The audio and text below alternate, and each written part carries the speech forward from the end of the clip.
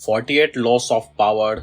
Law number 3, conceal your intention. इसका मतलब है कि आपकी इंटेंशन, आप जो चाहते हैं वो उस चीज के बारे में किसी को भी भनक ना लगने दें आप। तो चलिए इसके बारे में मैं अपनी टिप्पणी आपको बाद में दूंगा, पहले कुछ एग्जाम्पल से इसे समझते हैं। 17th सेंचुरी की ये बात है कि फ्रांस की बात है कि मार्कस नाम का एक आदमी था, वो एक लड़की को पाना चाहता था और उस लड़की के साथ जो भी हादसे होते थे ना, मतलब कि आज ये हुआ आज वो हुआ, वो सारी चीजें बातें जाके वो एक लीनन नाम की औरत को बताता था। अब जो लीनन थी ना, इसको बहुत एक्सपीरियंस था इन सारी चीजों में। अब अगर आप थोड़ा हिस्ट्री में इंटरेस्ट रखते हैं तो आपको लीनन के बारे में पता ही होगा, ये बहुत ही इंटरेस्टिंग लेडी थी। किसी और लॉ में या फिर किसी और वीडियो में इनके बारे में डिटेल में जिक्र करेंगे। पर अभी ना हमारा जो मार्कस था वो बहुत ही डैशिंग आदमी था, हैंडसम था, लेकिन फिर भी प्यार के मामले में थोड़ा कच्चा था। तो ये जो सारी बातें जो बताता था लेनिन को, तो लेनिन ये सारी बातों को ना मतलब थोड़ा हंसी मजाक में लेती थी। अब ऐसा हुआ कि लिनन वो बहुत सारी बातें बताता था लिनन को कि आज ऐसा हुआ आज ऐसा हुआ, तो धीरे धीरे लिनन को ऐसा लगने लगा कि बहुत ही ज्यादा इंटेंस हो रहा है। तो लिनन ने मार्कस को कहा कि देखो भाई, प्यार जो है, प्यार को जितना जंग जीतने जैसा ही है, प्यार और जंग ज्यादा अलग अलग नहीं है। तो अब जो उस लड़की का हार्ट है वो हमारा मेन गोल है और तुमको उसको जीतना है। उसको एक किले की तरह देखो और ये एक जंग है और तुमको उस किले को जीतना है। तो अब जो भी मैं बातें बताऊंगी वो ध्यान से सुनना और ध्यान से करना, उसके अलावा और भी कोई चीजें मत करना। मैं तुम्हें तुम्हारे प्यार से मिलाने में तुम्हारी मदद करूंगी, ऐसा लेनन बोल देती है। अब ना जो आगे लेनन टिप्स देती है वो टिप्स आपके लिए भी बहुत ज़्यादा कारगर साबित हो सकती है, तो उस टिप्स को आप भी याद रखिएगा, ठीक है। तो पहली बात जो लेनन मार्कस को बोलती है कि अब से तुम जब भी मिलोगे काउंटस से, मतलब कि उस लड़की का नाम जिससे मार्कस प्यार करता था, काउंटस नाम था उसका। तो लेनन बोलती है कि अब से तुम जब भी उससे मिलोगे तो थोड़ी ना उससे दूरी बना के रखना। उससे क्या, उसको सिग्नल जाना चाहिए कि तुम उसको पाना नहीं चाहते, तुम बस उसके साथ फ्रेंडशिप रखना चाहते हो, तुम उससे प्यार नहीं करते, तुम उससे सिर्फ फ्रेंडशिप रखना चाहते हो। इससे वो सिग्नल जाएगा। मार्कस बोलता है भाई ऐसा तो कुछ है नहीं। तो बोलती है अरे नहीं नहीं, जितना मैं बोल रहा हूँ सिर्फ उतना ही करना, ठीक है। लेनन उसको समझा देती है कि मैं जितना बोल रही हूँ उतना ही करना, उससे ज्यादा मत करो, मैं जैसा बोल रही हूँ वैसा करना। तो अब मार्कस उसी चीज को फॉलो करता है। अब दूसरा स्टेप था जेलस फील करवाना काउंटस को। तो अब लेनन ने मार्कस को कहा कि अब दूसरे तुम कभी किसी पार्टी वार्टी में जाओगे तो अपने आजू बाजू बहुत सी खूबसूरत लड़कियों के साथ घिरे रहना, ठीक है। कुछ लड़कियां लेके जाना और उनके साथ रहना ज्यादातर। अब सबसे पहले तो काउंटस को कंफ्यूज किया गया कि ये लड़का चाहता क्या है। दूसरा, अब काउंटस के मन में जेलेसी पैदा करनी थी। तो अब अपना भाई मार्कस गया और बड़े से पार्टीज में गया और 2-3 पार्टीज में गया और वहां पे पार्टीज में काउंटस हमेशा मार्कस को देखती कि भाई मार्कस के आजू बाजू आजकल तो कुछ ज्यादा ही हरियाली है, हमेशा खूबसूरत औरतों से घिरा रहता है, लड़कियों से घिरा रहता है मार्कस। तो इससे ना अब ये सब सारी बातें मार्कस को समझाना थोड़ा हार्ड था। लेनन समझाती पर मार्कस समझ नहीं पाता, तो लेनन ने कुछ ज्यादा समझाया भी नहीं, उसको बोल दिया कि भाई मैं जैसा बोल रही हूँ वैसा तू करना, तुझे चाहिए प्यार तो मार्कस भी धीरे धीरे करता चला गया कि चलो ना ये भी ट्राई कर ही लेते हैं। क्योंकि लेनन मार्कस को समझाना थोड़ा हार्ड था, मर्द जल्दी समझते नहीं ना, लेकिन लेनन को पता था कि लड़कियां हमेशा उस लड़के को पाना चाहती है जिसमें कंपटीशन हो ना। मतलब आप भी किसी ऐसी चीज को पाना चाहोगे जिसमें कंपटीशन हो। ऐसी चीज को कोई नहीं पाना चाहता भाई जिसमें कंपटीशन ना हो। आप भी फेम पैसा सारी चीजों के पीछे क्यों भाग रहे हो? क्योंकि उसमें बहुत ज्यादा कंपटीशन है भाई। तो बस यही सारी बातें थी। अब 2 स्टेप पूरा हो चुका था। काउंटस कंफ्यूज भी थी और काउंटस जेलस भी थी। इसके बाद अब तीसरी चीज थी इमोशनल कंफ्यूजन। तो अब लेनन ने मार्कस को बताया कि अब से तुझको ना कुछ पार्टीज में एब्सेंट रहना है, और उसने बताया कि कैसी फालतू जो पार्टीज होती है उसमें तुझे जानबूझ के नहीं जाना है, भरे घर पे बैठे ना पर मत जाना, और कहीं पे तुम्हें प्रेजेंट होना है, जैसे कि आर्ट गैलरी, म्यूजियम, ऐसी सारी जगहों पे तुझे प्रेजेंट होना है जहाँ पे एक्सपेक्ट नहीं कर रही थी काउंटस की मार्कस आएगा, वैसी जगहों पे अब मार्कस आ रहा था। और जहाँ एक्सपेक्ट कर रही थी कि मार्कस जैसे लोग तो आएंगे ही, वहां मार्कस नहीं आ रहा था। तो अब ना थोड़ा थोड़ा काउंटस इमोशनल कंफ्यूजन में भी थी कि ये क्या मिस्टीरियस लड़का है यार मार्कस। और ये ना बहुत बड़ा पड़ाव है सिडक्शन का। जैसा कि मैंने आपको शायद इंट्रोडक्शन वाली वीडियो में बताया होगा कि हमारे जो ये राइटर है रॉबर्ट ग्रीस, उनकी एक कोर बुक है द आर्ट ऑफ सिडक्शन, उसमें भी ये चीजें बताई है द आर्ट ऑफ सिडक्शन में भी।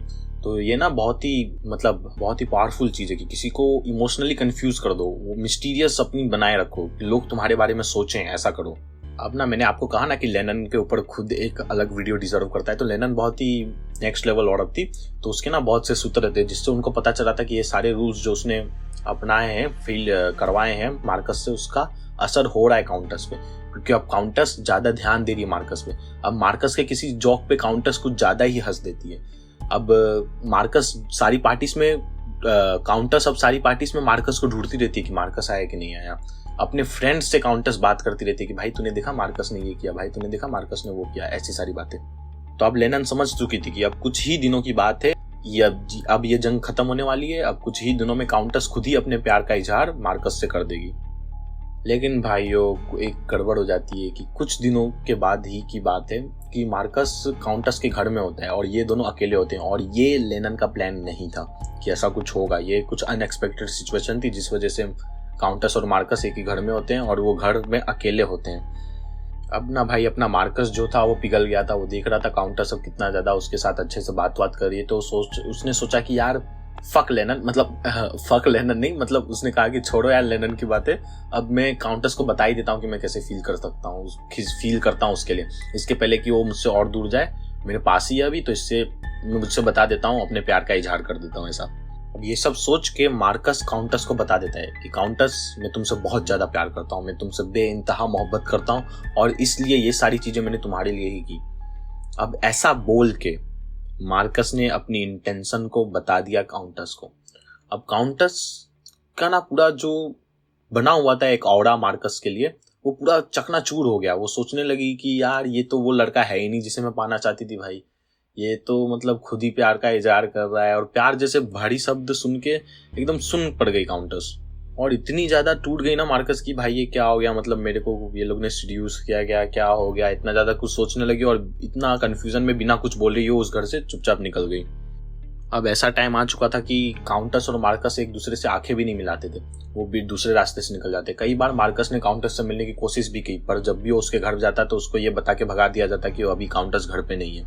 फिर कुछ दिनों बाद जब वो लोग मिले तो उसको फाइनली पता चला कि काउंटस अब उससे बिल्कुल अट्रैक्टेड है ही नहीं, वो उसको देखना भी नहीं चाहती। सवाल है कि स्टोरी में गड़बड़ हुई कहाँ से, कहाँ गड़बड़ हुई? तो गड़बड़ देखो दोस्तों, बात ऐसी है कि तुमको एक लॉ बताता ही हूँ कि सिडक्शन का जो जादू है ना, अब मार्कस को ये सारी चीजें नहीं पता, लेकिन लेनन को पता थी कि सिडक्शन भाई मर्दों पे जिस तरह काम करता है उसी तरह औरतों पे काम करता है। सिडक्शन एक लॉ है, जैसे ग्रेविटी एक लॉ है वैसे ही सिडक्शन के भी लॉ होते हैं, वो सबके ऊपर बराबर लागू पड़ते हैं। तो इसी तरह जो लड़कों पे काम करता है वो लड़कियों पे भी काम करता है। तो जब आप किसी को सिड्यूस करते हो ना, तो उसको एक्चुअली पता होता है कि उसको वो सिड्यूस हो रहा है और वो बाकी आपसे सिड्यूस होना चाहता है कि भाई वो देखना चाहता है कि नेक्स्ट स्टेप क्या होगा। सिडक्शन में सबसे मेन चीज होती है मिस्ट्री, कि अब ये लड़का मेरे लिए क्या करेगा, अब क्या होगा, आगे क्या होगा। अब लेकिन जब अपने इंटेंशंस को क्लियर कर दिया ना मार्कस ने, तो वो मिस्ट्री मर गई भाई। उसको पता चल गया कि भाई मार्कस के इंटेंशंस ये है, अब तो कुछ मिस्ट्री रह ही नहीं गई। तो इस वजह से अब सिडक्शन का जादू टूट चुका था। तो जो भी मार्कस के बारे में चीजें जो उसको पहले अट्रैक्टिव लगती थी, अब वही चीजें भद्दी और घिनौनी लगने लगी ना। इधर सवाल ऐसा उठता है कि हम अपने इंटेंशंस छुपाए कैसे? तो इसका सबसे बड़ा अच्छा और बड़ा तरीका है पर्दा। जैसा कि आप पहले शायद स्कूल में करते होंगे, स्कूल में टाइम पे मतलब किसी को आपने देखा होगा जो एंट्रेंस की किसी की तैयारी कर रहा है, आईआईटी कर रहा है, और वो चाहता है, वो फुल्ली फोकस्ड है, उसको उस आईआईटी को क्रैक करना है, लेकिन फिर भी वो सबके सामने क्या बोलेगा, अरे नहीं यार मेरा तो मन ही नहीं है यार, अरे यार पापा फोर्स कर रहे हैं यार, मुझे तो गिटार में इंटरेस्ट है, मैं तो आर्टिस्ट हूँ ब्रो, मैं तो स्टैंड अप कॉमेडी करना चाहता हूँ, इसी सारी चीजें। तो ऐसे ही एक पर्दा बना के रखिए। अब आपने ना शायद एक सीरीज देखी होगी, वैसे अगर मैं चाहूँ, मैं सीरीज का नाम बता रहा हूँ आपको, पीकी ब्लाइंडर्स।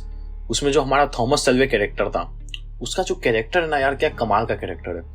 उसका खुद का जो कैरेक्टर है वो ऐसा लगता है कि उसका कैरेक्टर अपने आप ही 48 लॉस को, सारे लॉस को फॉलो कर रहा है। जितने भी लॉस इस बुक में लिखे हुए हैं, मैं चाहूँ तो सारे लॉस की वीडियो उसके एग्जाम्पल के ऊपर भी बना सकता हूँ। इतना चार्मिंग कैरेक्टर, पर मैं चाहता हूँ कि उसके अलग से उसके ऊपर वीडियो बनाई जाए थॉमस सेल्वी के ऊपर, क्योंकि क्या चार्मिंग कैरेक्टर है, क्या कैरेक्टर है वो।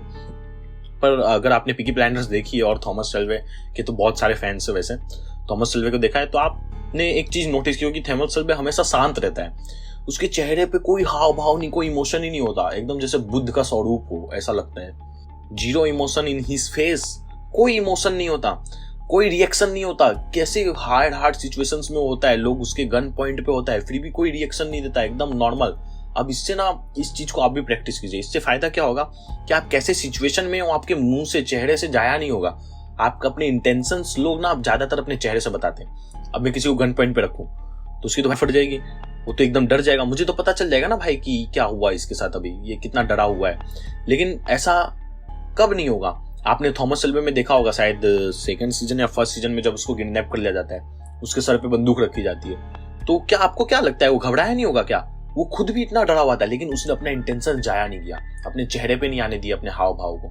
इससे क्या हुआ कि सामने वाले की खुद की फट गई, भाई ये किस तरह का आदमी यार, इसको गन पॉइंट पे रखा है फिर भी ये घबरा नहीं रहा।